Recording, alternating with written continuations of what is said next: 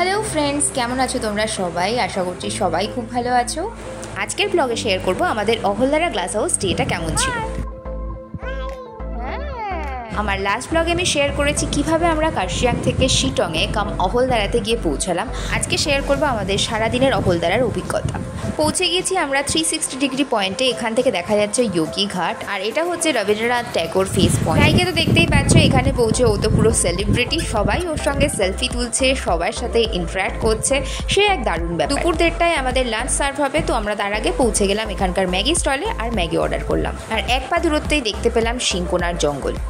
এখানে সবজির সেরকম চাষ না দেখলেও এখানে এই সিংকোনার জঙ্গল কিন্তু হামেশাই দেখা যায়, মানে বলতে পারো এখানে সিংকোনার চাষ হয়।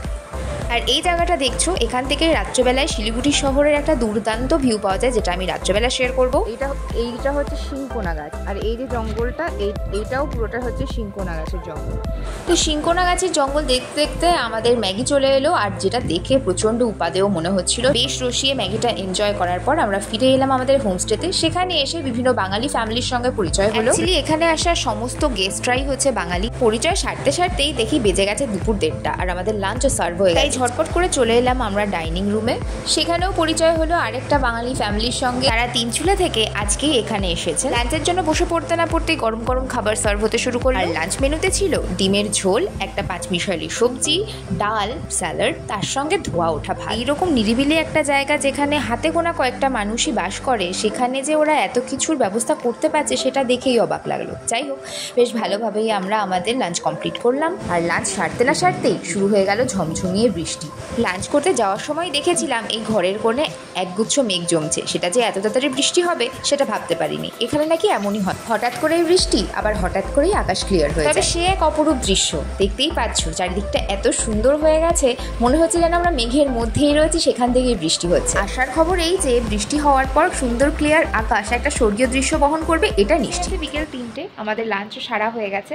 লাঞ্চের কোয়ালিটি ছিল মোটামুটি, আর বৃষ্টি শুরু হয়ে গেছে প্রচণ্ড পরিমাণে। মুষলধারে বৃষ্টি হচ্ছে, চারিদিক ঢেকে গেছে মেঘে, আর প্রচণ্ড বৃষ্টি হচ্ছে। চলো তোমাদেরকে দেখাই এই বৃষ্টির সিনারিওটা এখান থেকে গ্লাস হাউস থেকে কেমন লাগে।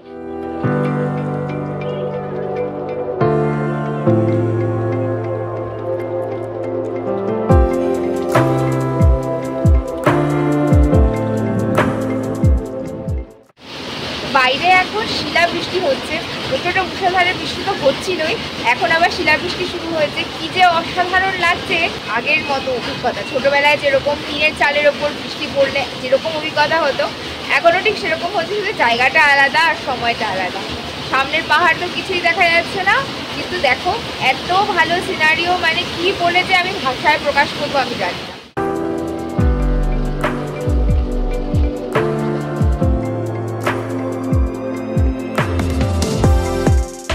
সুরের মূর্ছনায় এই বৃষ্টিকে উপভোগ করাটা যে এত ভালো লাগতে পারে সেটা বহুদিন পর আবার মনে পড়লো। ততক্ষণে এক পশলা মেঘ এসে ঢেকে দিয়ে গেছে আমাদের পুরো স্টেটাকে। মেঘের আবরণে চারিদিক তখন ধোয়া ধোয়া, তারই মধ্যে ছাতা হাতে আমি চললাম সামনের দৃশ্য উপভোগ করতে। রায় ততক্ষণে ঘুমিয়ে পড়েছে, আর ওর বাবা তখন আমাকে ফোন করতে ব্যস্ত। তবে বহুদিন পর ও একটা ভীষণ কর্মব্যস্ত শিডিউল থেকে মুক্তি পেল। তারপর দেখো, সারা দুপুর তুমুল বৃষ্টি হওয়ার পরে চোখের সামনে পর্দার মতো খুলে গেল এত সুন্দর একটা স্বর্গীয় দৃশ্য। তখন বেজে গিয়েছে বিকেল প্রায় 5টা। সূর্যদেব তখন অস্তগামী। ঘরের চালের কোণা দিয়ে দিগন্ত বিস্তৃত এই পর্বতশ্রেণীর মাঝে সে তখন অস্ত যেতে ব্যস্ত। শিলাবৃষ্টি তো কেটে গেল, কিন্তু শুরু হলো হাওয়ার দাপ। ঠিক যেমন গল্পের বইতে পড়তাম, ভীষণ রকম শো শো শব্দে সে তখন উড়িয়ে নিয়ে যেতে ব্যস্ত বৃষ্টির শেষ কণাগুলোকে। শো শো হাওয়ার দাপটের সাথেই বেড়ে চলেছে শীতও, তাই জন্য গরম জামার খুব দরকার হয়ে পড়েছে। কিন্তু চোখের সামনে এই বিস্তৃত নৈসর্গিক দৃশ্যকে ছেড়ে রুমে ঢুকে পড়া অতটাও সোজা নয়। চা বাগান তখন আমায় ডাকছে নেশার মতো। তাই রুমে ঢোকার আগে একবার চোখ বুলিয়ে এলাম পরন্ত বিকেলের রোদে চা বাগানের এই অপরূপ সৌন্দর্যকে। আর দেখো সানরাইজ হোমস্টে, সেটাকেও তখন লাগছে অদ্ভুত সুন্দর। আর আমি তখন চোখ ভরে উপভোগ করছি পর্বত আর মেঘের এই অসাধারণ মিশেলটা।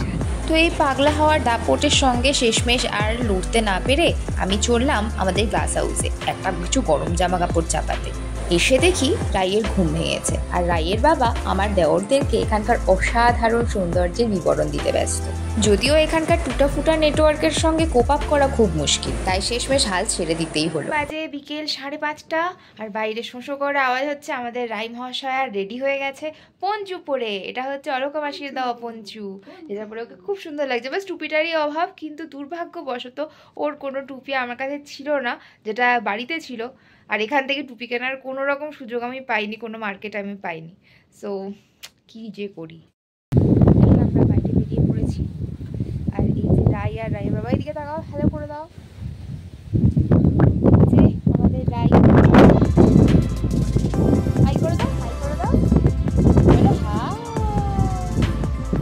তো শুনতেই পাচ্ছ বাইরে এতটাই শোঁশো শব্দে হাওয়া হচ্ছে যে কথাবার্তা কিছুই শোনা যাচ্ছে না। তবে নিজেকে ভালো মতো কভার করে আমরা সবাই তখন রুম থেকে বেরিয়ে পড়েছি সূর্যের এই কমলা আভাকে গায়ে মাখতে।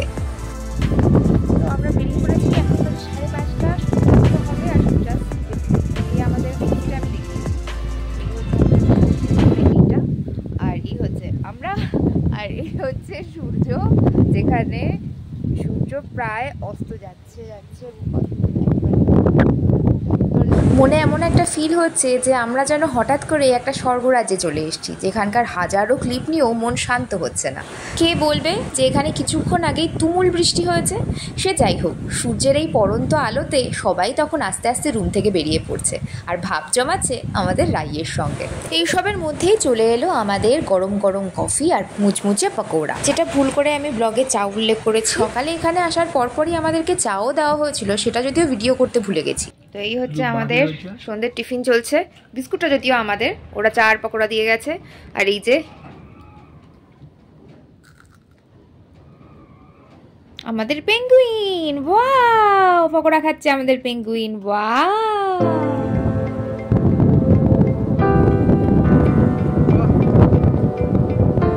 তাই ভালো লাগছে? কতটা ভালো লাগছে? তাহলে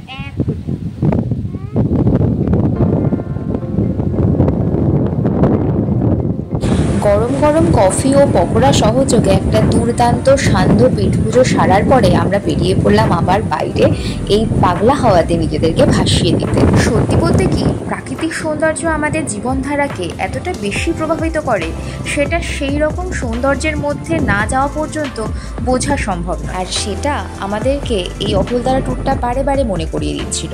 একদিনের ছুটিতে নিজেকে যদি সমস্ত টেনশন থেকে অনেক দূরে রাখতে চাও, তাহলে আমার মনে হয় এই জায়গাটা একেবারে বেস্ট। যেটার অন্যতম বড় কারণ ফোনের নেটওয়ার্ক অ্যাভেলেবেল না থাকাটাও হতে পারে। কিন্তু সে যাই হোক, এত গল্পের মাঝেই আমরা কিন্তু বেরিয়ে পড়লাম আমাদের সান্ধ্য ভ্রমণ। প্রায় জনমানবহীন এই জায়গাতে শুধু কয়েকটা হোমস্টে ছাড়া আর কিছু খুঁজে পাওয়া যায়। তারই মধ্যে একটা ছোট্ট টিনের চালা খুঁজে পেলাম। অর্ডার করে দিলাম 1 প্লেট গরম গরম মোমো আর চাই, কারণ এত কিছু জড়িয়েও তখন আমরা শীতে প্রায় জমে এসেছি। তো আমরা রুমে ফিরে গেছি, এখন বাজে সন্ধ্যে 7টা আর বাইরে প্রচণ্ড পাগলা হাওয়া বইছে, প্রচণ্ড ঠান্ডা হাওয়া। আমরা তার মধ্যেই বেরিয়েছিলাম, অলদো সব জড়িয়ে মুড়িয়ে। তো আবার ফিরে এসেছি রুমে, বাইরে মোমো খেলাম, চা খেলাম, খেয়ে দিয়ে এখন রুমে। আর বাইরের পুরো যে আলো জ্বলে উঠেছে সন্ধ্যের শহরটা এত সুন্দর লাগছে, কি বলবো, চলো তোমাদেরকে সেটাই দেখা। আমাদের সান্ধ্য ভ্রমণটা যে বৃথা যায়নি সেটা তো বুঝতেই পারছো। সন্ধ্যের এই শৈল শহরকে দেখতে এতটাই ভালো লাগছিল যে সেখান থেকে নিজেদেরকে ঘরে নিয়ে আসতে খুবই কষ্ট হচ্ছে। এটা হচ্ছে 360 ডিগ্রি পয়েন্ট থেকে চারিদিকের একটা ভিউ, যেটা তখন পুরোপুরি অন্ধকারে ডুবে রয়েছে, কারণ ঝড় বৃষ্টির কারণে লোডশেডিং চলছে। আমি খুব চেষ্টা করলাম, কিন্তু পাহাড়ি শহরটা যে সন্ধ্যের আলো ঝলমল করছে সেটা ফোনে ক্যাপচার করতে পারছি না। সামনে চোখ থেকে চোখে দেখলে এত সুন্দর লাগছে, কি বলবো, সেটা ফোনে ক্যাপচার করা পসিবল হচ্ছে না, ফোনে আসছে না। তাও চেষ্টা করলাম তোমাদের সাথে শেয়ার করার, যতটা করার। ঝড় বৃষ্টির কারণে মাঝে মধ্যে এখানে 2-3 দিনও ইলেকট্রিসিটি থাকে না, তখন ইনভার্টারের মাধ্যমে প্রয়োজনীয় কাজগুলো চালানো হয়। 8:13, মানে 8:08, ডিনার রেডি হয়ে গেছে, এখন ডেকেছে ডিনার করার জন্য। তো আমরা যাচ্ছি সেখানেই, চলো। তখনও কিন্তু পাগলা হওয়ার দাপট কন্টিনিউয়াস চলেই যাচ্ছে। তারই মধ্যে গরম গরম ডিনার সার্ভ হয়ে গেল। ডিনারে ছিল চিকেনের গরম গরম ঝোল, আলু ভাজা, ডাল, ভাত বা রুটি অপশনাল। দেখতে পাচ্ছ এত সুন্দর লাগছে সন্ধ্যাবেলাটায়। তোমাদের একটা ক্লোজ ভিউ দেখিয়ে দিচ্ছি, দুর্দান্ত লাগছে সামনে থেকে, ক্যামেরায় অত সুন্দর ক্যাপচার করছে না। ডিনার সেরে একবার ঢুমেরে এলাম 360 ডিগ্রি পয়েন্টটাতে। উদ্দেশ্য ছিল একটা খুব সুন্দর ভিউ ক্যাপচার করব, কিন্তু আনফর্চুনেটলি আমার ফোনের ক্যামেরায় সেটাকে আনতে পারলাম না। যাই হোক, নিজে একটা খুব সুন্দর ভিউর সাক্ষী থেকে ফিরে এলাম আমার রুমে। কিন্তু এখনই শেষ নয়, আজকের জন্য একটা লাস্ট চমক এখনও আমাদের জন্য অপেক্ষা করছিল, সেটাও তোমাদের সাথে শেয়ার করব। তার আগে চলো একবার দেখে আসি আমাদের রায় কী করছে রুমে।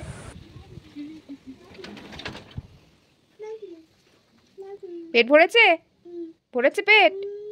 তাই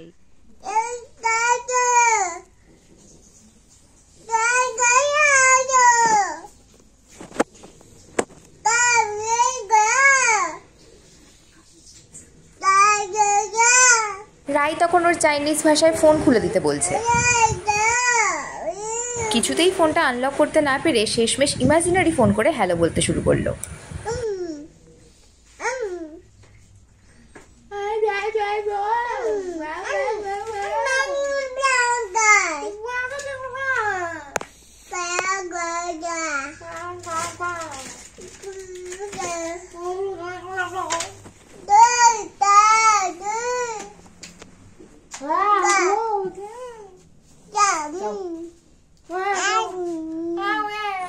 অনেক রিকোয়েস্ট, অনেক কমপ্লেন করার পরও যখন আমরা কেউ কনভিন্স হলাম না ফোনের লক খুলে দিতে, তখন ফাইনালি রাগে দুঃখে আমার কোলে এসে ঝাঁপিয়ে পড়ল।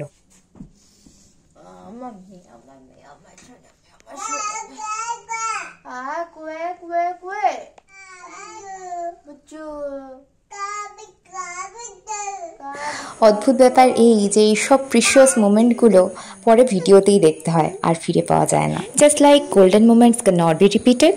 যাই হোক, তো চলো এখন দেখাই আমাদের আজকের শেষ চমক। সেদিন যে রাতে পূর্ণিমার চাঁদটাও দেখতে পাবো সেটা আর ভাবতে পারিনি। কথায় বলতে হয় সেটা ছিল আমাদের ম্যাজিক ডে। আমাদের দেখার জন্য পুরো আকাশটাও ক্লিয়ার হয়ে গেছিল।